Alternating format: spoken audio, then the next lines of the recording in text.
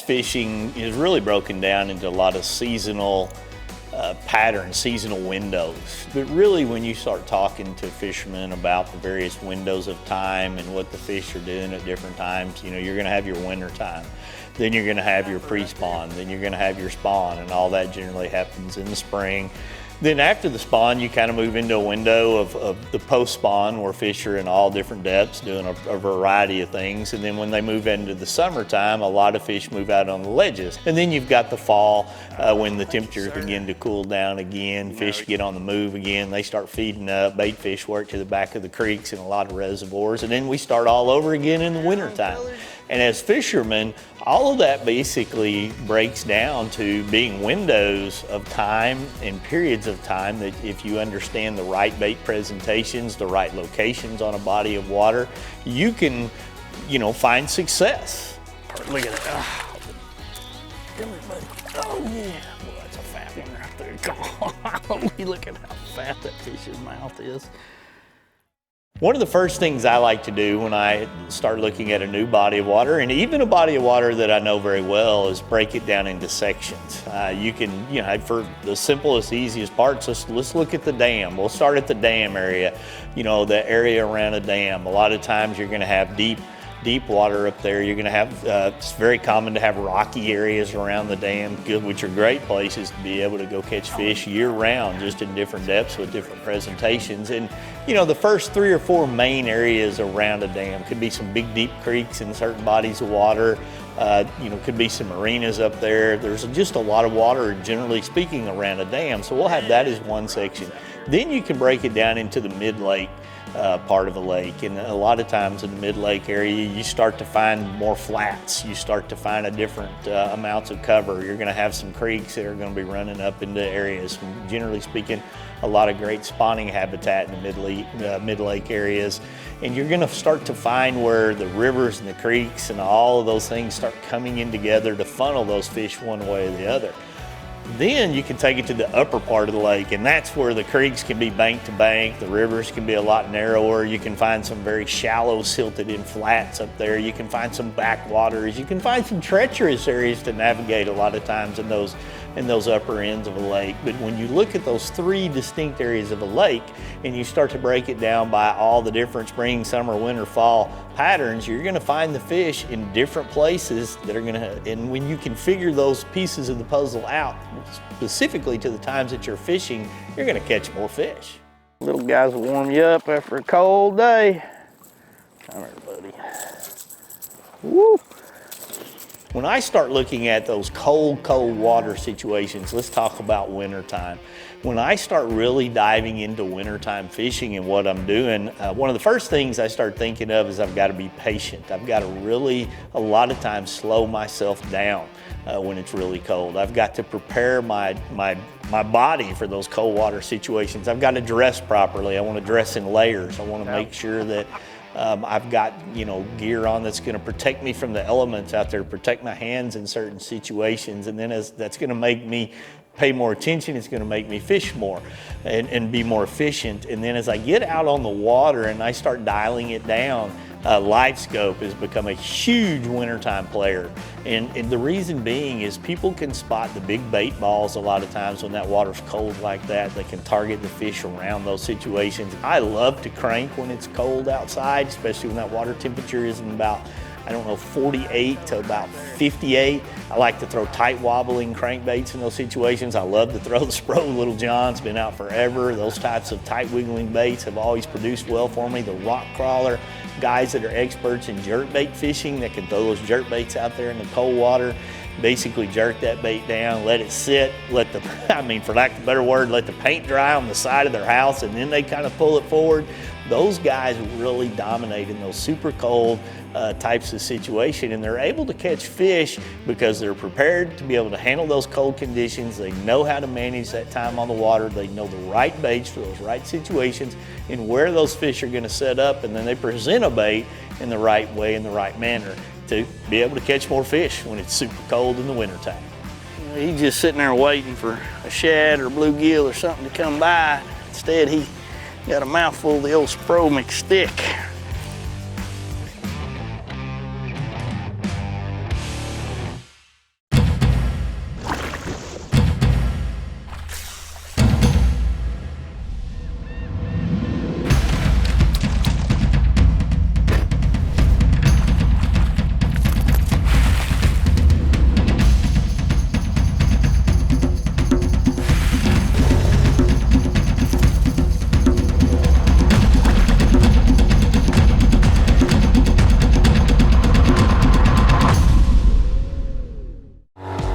When there's miles of water in front of you and hundreds of feet below, you need a boat with the chops to dominate, no matter the conditions. With the strength and technology to overcome the elements and the competition. Ranger Boats, still building legends, one at a time. The best of the best just got better. Clearer images, sharper resolution, improved target separation. That's right, better. LiveScope Plus, only from Garmin.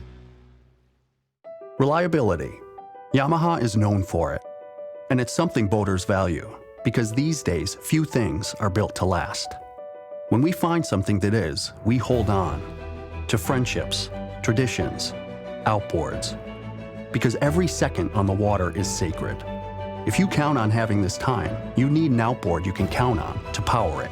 That's why boaters choose Yamaha for the long run, for life, because reliability starts here.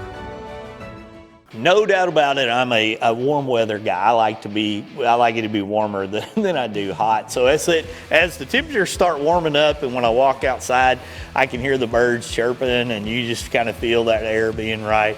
I know the bass are on the move. They're in that pre-spawn pattern, which is one of my favorite ways to target them.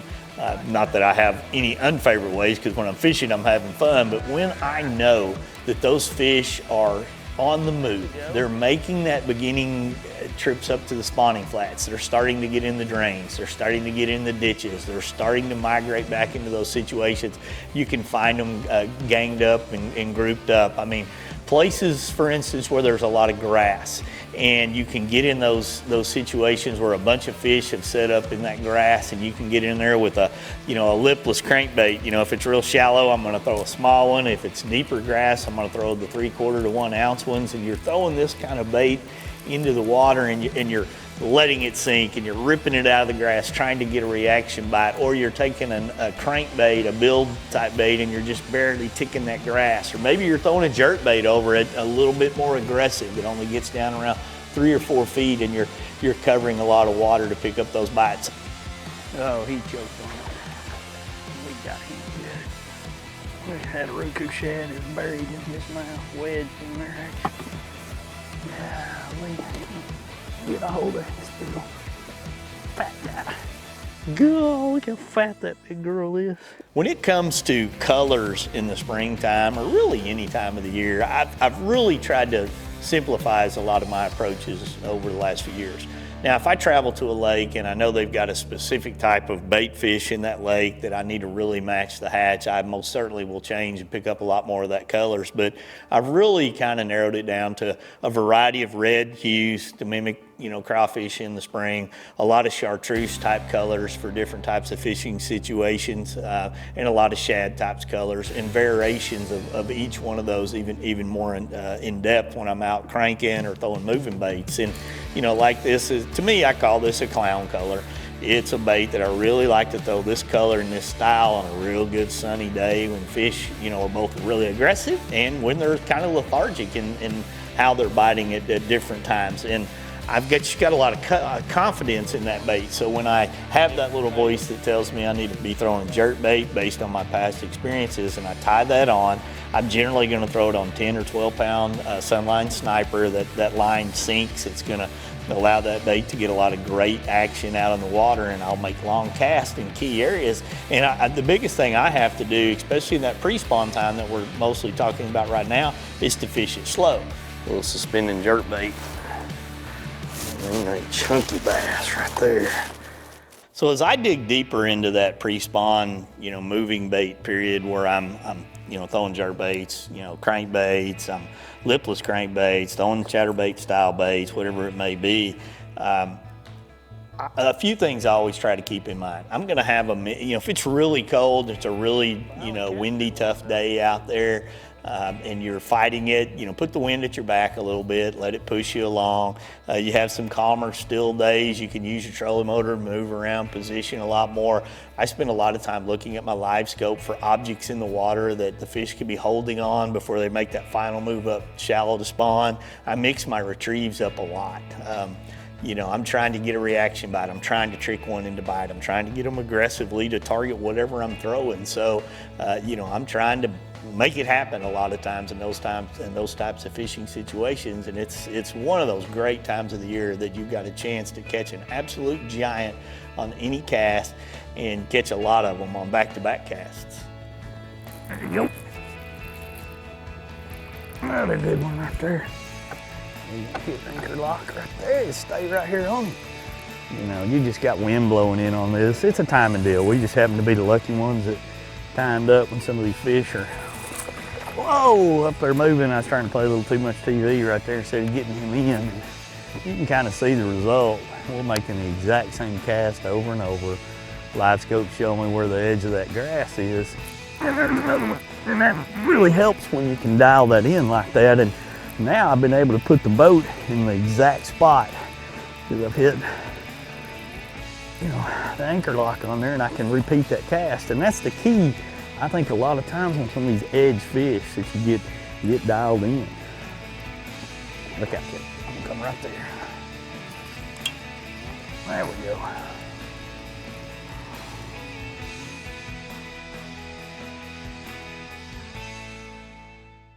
Born in Japan, using technology, innovation, and precision, Sunline produces the widest selection of fishing lines at the most technologically advanced line factory in the world.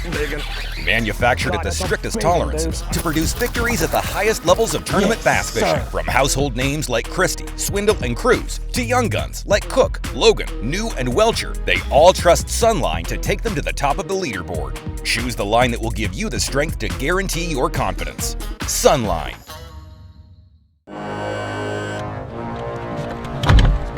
TH Marine has been producing top-of-the-line marine accessories to rig boats from transom to trolling motor for decades. From jack plates to fish care to LEDs, TH Marine has you covered.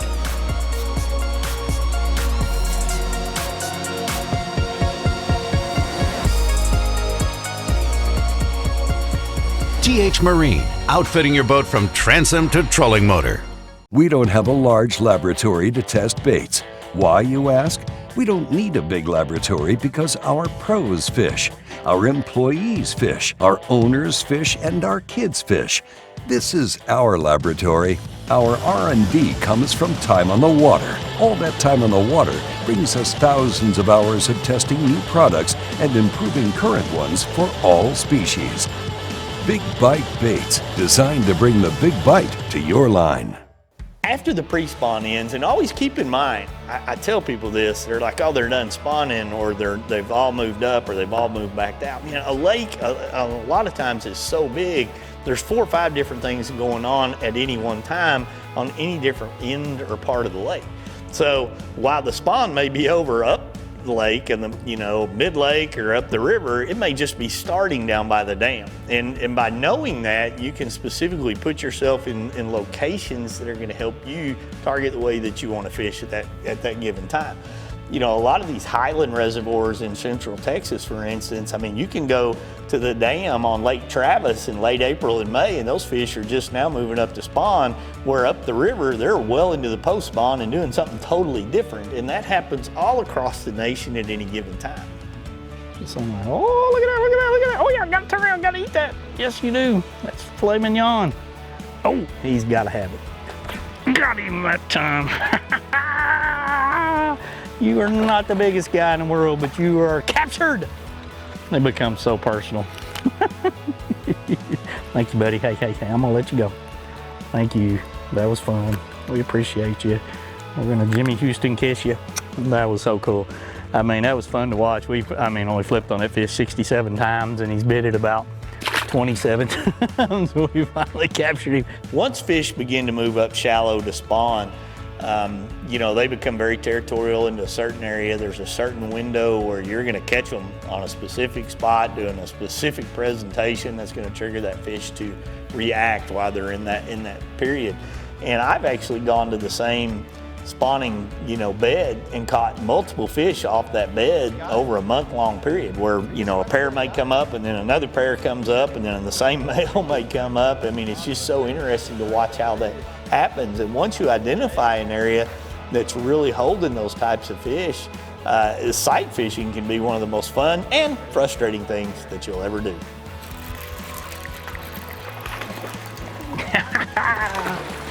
That's so cool. We finally got you, girl. You're bigger than I thought you were. Come here. That's so fun.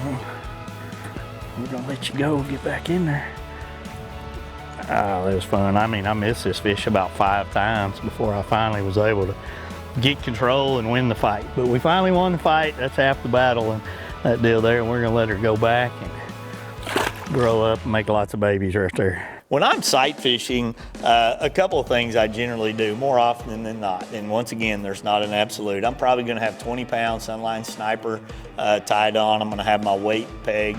I'm gonna have a bait on that I can see a lot of times in those situations, but I also do rely a lot of times on a green pumpkin beaver style bait that's gonna mimic a bluegill. There are times where I'm gonna flip a braided line in there and a big heavy weight, and there are times where I will back it down, especially in really clear, really pressured water where I've got one that's just acting real finicky and he's always trying to get away from me. But you know, it's just once again using that experience, using that time on the water to be able to dial in to catch those fish that are out there protecting and guarding and wanting to spawn.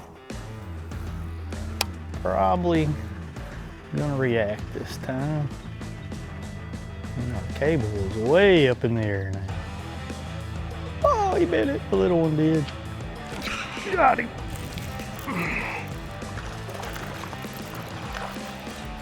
Come here, buddy. Thank you, sir. Look at that big one right below him. Look at the big one, 2 of them. Hey, we're gonna let you go. We're gonna let you go. Let you go back, grow up. Thank you. You go back. You know, as we look at the spawn, I think it's, you know, a long drawn out process on a body of water. Certain areas are going to warm up before others do, and certain areas are going to be way behind those areas. And understanding how the sun warms up one bank versus another, understanding how that whole dynamic plays out from the dam to the upper end of a reservoir can help put you in the right spots based on what you think the fish should be doing at any given time. And once you dial a lot of that in, you know, hey, understanding where those fish are going to be or should be and how they're setting up, it becomes pretty easy.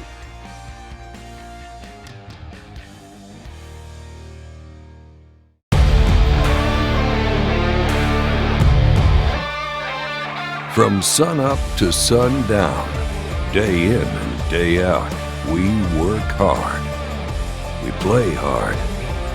And to keep us going during those long hours, we demand performance.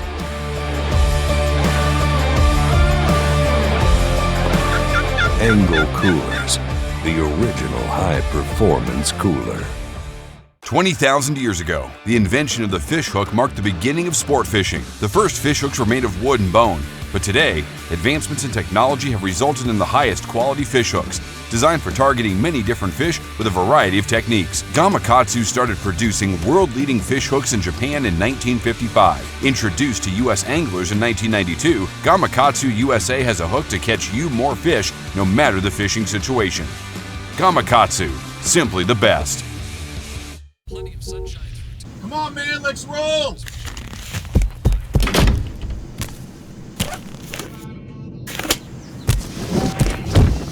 What the? To catch the fish, you need to be one with the fish. With PowerPole shallow water anchors, you'll get the ultimate in precision, power, and control, so you can catch more fish. No face paint or phony fins necessary. Our company uses seafoam motor treatment in our fleet of trucks and all of our equipment. We've trusted using Seafoam in our fuel for years to keep our trucks running great, which has actually saved us a lot of money in gas and maintenance costs. Y'all just make a really great product that it works as advertised. Help your engine run better and last longer. Go to seafoamworks.com.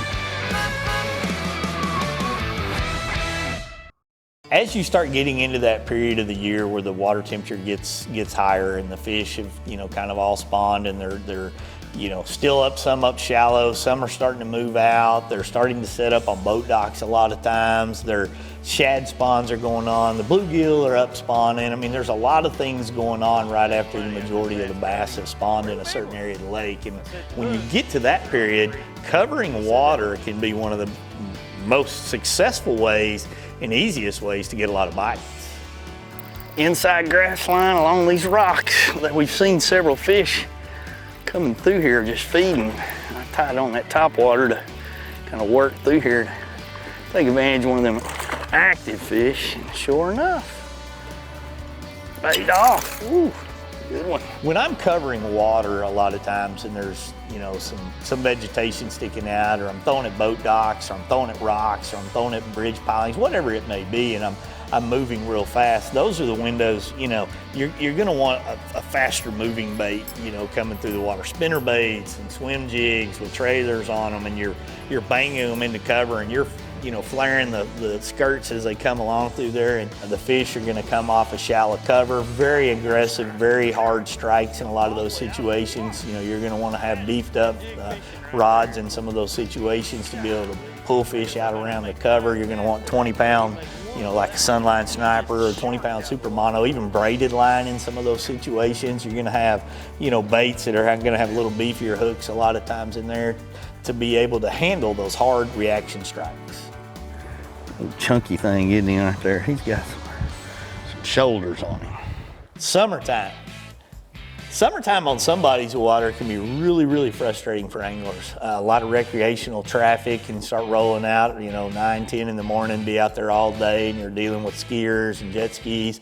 In other situations, it can be an absolute boom where you're starting to get current flowing down some of those TVA lakes where it's ripping through the, air conditioners running, they need more electricity and they're running more current. You're sitting on Pickwick on a ledge and the fish start firing up, you start catching them. I mean, there's just all kinds of variables when it comes to summertime. But a few things that I always kind of keep in mind. If I've got a lake that's got a lot of shallow cover, got a lot of hydrillo in it, I feel like I'm going to be able to catch some fish shallow all the time. I can, take frogs, I can take baits and fish across the top of that, cover a lot of water and get bites. I also can, start to look out deep again, try to find these fish really ganged up on structure, on drop-offs, once again, places where there may be current, where there's bait fish moving around. That gets in that period where you start dragging those big lead shakers around with big soft plastics on the end of it, bringing the big crankbaits out. A lot of guys will start, throwing big swim baits out and glide baits in different situations, whatever it may be. But, in the summertime, you a lot of times have to pick lakes that you think you're gonna have the most success on. There we go.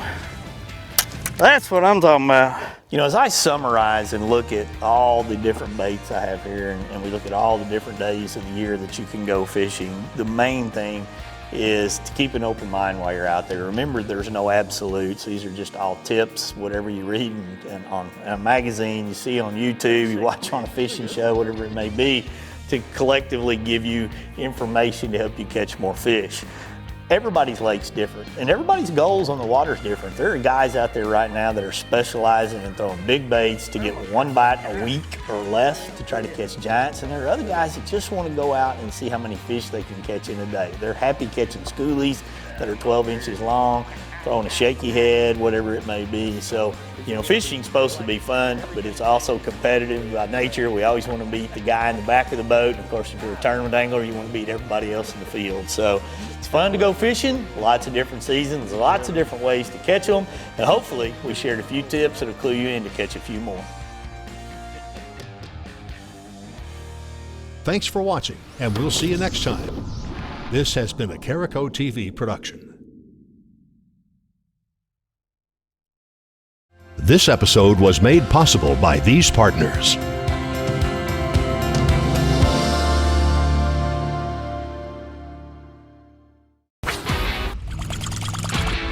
Yes. Fishing isn't just a hobby, it's an obsession. Whether it's blazing hot or bitterly cold, bright sunshine, raining, or even snowing, someplace, somewhere, there's a fish that's ready to bite. And as the angler, you need baits that will catch the fish anywhere, anytime, no matter the conditions. From throwing topwaters to cranking the depths, know the baits to throw. Choose Spro.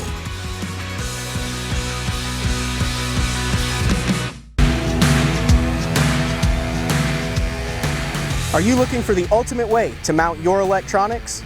Beatdown Outdoors has a solution for you. Our mounts and live sonar poles are compatible with all major electronics brands and are designed by Fisherman for Fishermen. Beatdown Outdoors products are 100% American made using the highest quality materials, making our mounts extremely rigid and super tough. Unparalleled adjustability sets Beatdown apart from the rest. Whether you're just a passionate weekend angler or a hardcore tournament angler, we have you covered. Next time you're thinking about taking your electronics mounting game to the ultimate level, just remember, you can't beat a Beatdown.